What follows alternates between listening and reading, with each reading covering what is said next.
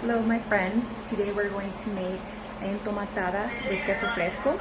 So you're going to need tortillas, corn tortillas, and you're going to need queso fresco, lettuce, and tomato. For your sauce, you're going to need onion, 1 clove garlic, and 3 tomatoes.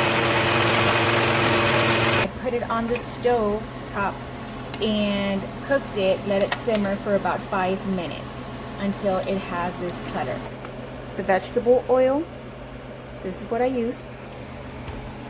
Put it here on the pan and then add your tortilla. You're quickly going to want to go like that for less than a minute, then you flip it over. What you want is just to kind of warm it up and kind of have that little crispy on the edges, but not too much. Make sure you don't over toast it. Then you do this and put it aside. If you have your tortillas like this, you're going to want to grab one, put it inside the sauce.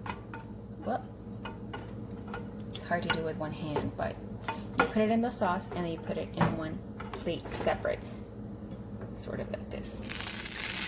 Over here, and you open it up. Have queso fresco like this, but of course you wash your hands. You cut the lettuce and some tomato. Then you have your tortilla here, and you're going to add your cheese.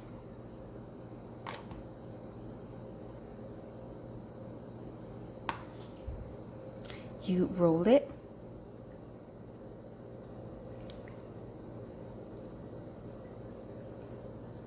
And you continue to do that for as many as you want. Once you have them like this, you're going to add a little bit of sauce on top.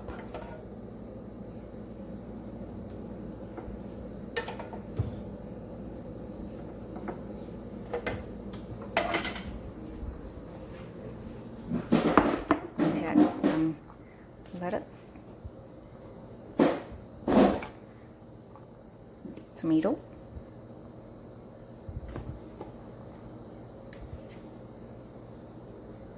and cheese. Voila.